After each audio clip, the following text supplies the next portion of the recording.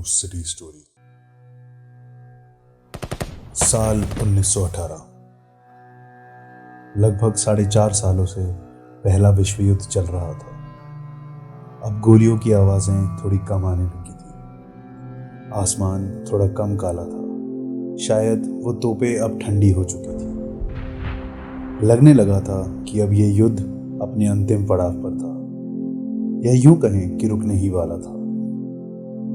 चाहे इस युद्ध के शुरू होने का कारण कुछ भी रहा हो, पर अब तक सबको इस बात का एहसास हो गया था कि युद्ध से फायदा किसी का नहीं, पर नुकसान सबका है। इस युद्ध में 2.5 करोड़ से ज्यादा लोग अपनी जान गंवा चुके थे, जिसमें लगभग 90 लाख लोग सेना के थे और बाकी उन देशों में रहने वाले आम लोग। और ये आंकड़े तो वो हैं जो गिने जा सके, पर शायद असली आंकड़ा इससे काफी बड़ा रहा होगा। इतना बड़ा कि उसे ना गिना जाना ही ठीक था। शायद इसी वजह से पहले विश्व युद्ध को द ग्रेट वॉर भी कहा जाता है। द ग्रेट वॉर क्योंकि दुनिया के किसी भी देश ने इससे बड़ी लड़ाई ना देखी थी और ना ही कोई देश इतनी बड़ी लड़ाई का हिस्सा बना था। जंग के मैदान से आए दिन खबरें आती रहती थी। हर आने वाली खबर मानो लोगों को उम्मीद देती थी कि जल्द ही ये लड़ाई रुक जाएगी। और अब उन खबरों के बदलते शब्दों को देखकर लगने लगा था कि हालात फिर से साधारण होने वाले थे, और शायद सच में हालात सुधर भी रहे थे। लेकिन जहां एक तबाही खत्म होने वाली थी, वहां दूसरी तबाही सबका इंतजार कर रही थी, और उस तबाही का नाम था द स्पेनिश फ्लू। आखिर क्या था स्पेनिश फ्लू? H1N1 इन्फ्लुएंजा ए वायरस से होने वाली इस बीमारी को स्पेनिश फ्लू क्यों कहा जाने लगा, और पहले विश्व युद्ध से इसका क्या संबंध था? जब घड़ी की सुइयों को 102 साल पीछे घुमाया तो इतिहास सारे जवाब देने लगा। 1918 में आए इस वायरस की शुरुआत यूरोप में हुई, पर इस बात का आज तक कोई पुख्ता सबूत नहीं मिल पाया कि इस वायरस की शुरुआत यूरोप के किस देश से हुई थी। जैसे जैसे ये बीमारी फैलने लगी तो लोगों के मन से डर निकालने के लिए और विश्व युद्ध के चलते खुद को दुश्मनों की नज़रों में कमज़ोर ना दिखाने के लिए जर्मनी, यूनाइटेड किंगडम और फ्रांस जैसे देशों में इस वायरस से जुड़ी सभी खबरें सेंसर कर दी गई। उन देशों को शायद ये अंदाज़ा नहीं था कि ये वायरस सेंसर होने वाली चीज़ है ही नहीं। जहां एक तरफ इन देशों में वायरस से जुड़ी खबरें सेंसर की जा रही थी, दूसरी तरफ उन दिनों भी स्पेन में लोगों पर इस वायरस के प्रभाव को वहां के अखबारों में खुलकर बताया जा रहा था। फ्री स्पेन में इस पर सेंसरशिप नहीं थी क्योंकि स्पेन पहले विश्व युद्ध का हिस्सा नहीं था।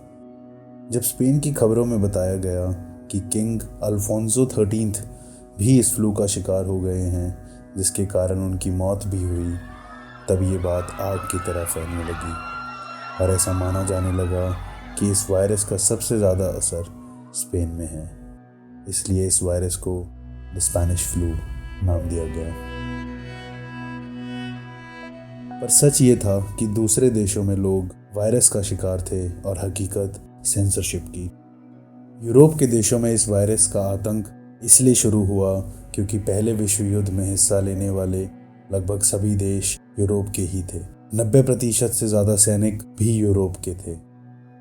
अब इस वायरस की एक कड़ी चीन से जुड़ती है। कनाडा के मेमोरियल यूनिवर्सिटी ऑफ न्यू फाउंडलैंड के इतिहासकार मार्क हेम्फ्रिज ने बताया कि 96,000 चीनी मजदूर जो पश्चिमी मोर्चे पर ब्रिटिश और फ्रांस की लाइनों के पीछे काम कर रहे थे, शायद वो इस वायरस के सेना में फैलने का कारण हो सकते हैं। जहां सेना की टुकड़ियां तैनात थी, वहां हाल काफ़ी बुरा था। सैनिक बीमार पड़ने लगे। खाने पीने की व्यवस्था उतनी नहीं थी जितने की ज़रूरत थी, और जंग के मैदान में साफ सफाई के बारे में सोचना तो नामुमकिन सा था।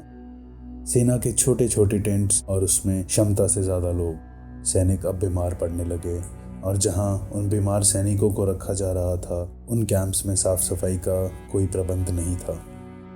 कुछ सैनिक 2-3 दिन में बेहतर महसूस करते और कुछ वहीं दम तोड़ देते। सेना के जो लोग वहाँ थे उनके लिए भी अपनी आंखों से ये मंजर देख पाना मुश्किल होता जा रहा था, और साथ ही इस बात का खतरा कि ये बीमारी पूरी की पूरी सेना को ही अपनी गिरफ्त में ना ले ले।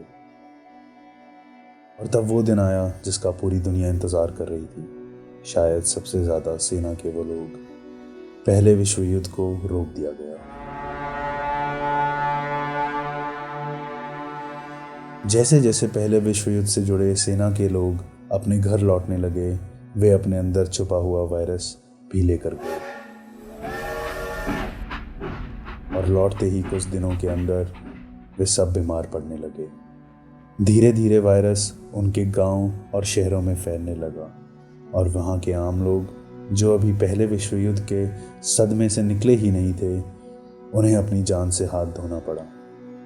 कुछ लोग इस वायरस से बीमार पड़कर वापस ठीक भी हो रहे थे, पर यह वायरस ऐसे फैल रहा था जैसे सूखे पत्तों में आग। परेशानी की बात यह थी कि जहां एक आम वायरल इन्फेक्शन उम्र में काफ़ी छोटे या काफ़ी बड़े लोगों पर सबसे पहले असर करता है, स्पेनिश फ्लू नौजवानों पर ज़्यादा असर कर रहा था, जिनकी उम्र 20 से 30 बरस के बीच थी। तो इसका इलाज ढूंढना तो बात की बात थी। काफ़ी दिनों तक यही समझ नहीं आया कि इलाज ढूंढे कैसे, क्योंकि इससे पहले ऐसा कुछ हुआ ही नहीं था। उस समय आधुनिक मेडिकल सुविधाएं और लोगों में सफाई और बचाव की जागरूकता न होने के कारण लंबे समय तक उन देशों के प्रशासन और अस्पतालों को ये समझ नहीं आया कि इस वायरस से बचाव कैसे किया जाए। जुलाई 1918, अब ये वायरस लंदन पहुंचा। सरकारी आंकड़ों की माने तो पहले हफ्ते के बाद ही काम पर आने वाले लोगों की संख्या 50% से भी कम हो गई। लंदन की एक फैक्ट्री में काम करने वाले 400 लोगों में से 80 एक ही रात में बीमार पड़ गए। अब तक बीमार लोगों का कुल आंकड़ा बढ़ रहा था, पर साथ साथ कुछ लोग ठीक भी हो रहे थे। अगस्त 1918 में इस बीमारी का दूसरा फेज शुरू हुआ। ये वायरस अब पहले से बहुत ज़्यादा खतरनाक हो चुका था और अमेरिका की सरहदों को पार कर गया। सिर्फ अमेरिका में स्पेनिश फ्लू के कारण करीब 7 लाख मौतें हुईं। अक्टूबर 1918 में इस वायरस से बीमार पड़ने और अपनी जान गंवा देने वालों की गिनती सबसे ज़्यादा थी। अब मरने वालों की कुल संख्या 3 करोड़ पार कर चुकी थी। अगले साल जनवरी 1919 तक सभी देश इस बीमारी का शिकार हो चुके थे। फिर क्या था? फिर दुनिया में मौतों की गिनती थमने का नाम नहीं ले रही थी, क्योंकि काफ़ी सारी खबरें पहले विश्व युद्ध के वजह से दबा दी गई थी, और तब टेक्नोलॉजी इतनी एडवांस भी नहीं थी। तो इस बात का अंदाज़ा लगाना तो मुश्किल है कि कितने लोग असलियत में इस वायरस के वजह से बीमार हुए और कितनी मौतें हुईं। खैर, तकरीबन 1 साल के बाद जून 1919 तक हालात बेहतर होने लगे। अब लोगों ने इस बीमारी के खिलाफ अपनी जंग में कुछ उम्मीद की किरण देखी। रिसर्चर्स के मुताबिक द स्पेनिश फ्लू से 600 मिलियन यानी 60 करोड़ से ज़्यादा लोग बीमार पड़े थे, जो उस समय पूरी दुनिया की 30% आबादी से ज़्यादा थी, और उनमें से 5 करोड़ से 10 करोड़ के बीच लोगों की मौतें हुई। सही गिनती किसी के पास नहीं है। कहा जाता है कि ये गिनती पहले और दूसरे विश्व युद्ध में मिलाकर हुई मौतों से भी ज़्यादा थी। ये कहानी हमें कुछ सवालों के साथ छोड़ती है। क्या इंसान ही इंसान का दुश्मन है? क्या हम प्रकृति के साथ इतनी छेड़खानी कर चुके हैं कि अब उसकी बर्दाश्त करने की हदें टूट गई? सोचिएगा ज़रूर।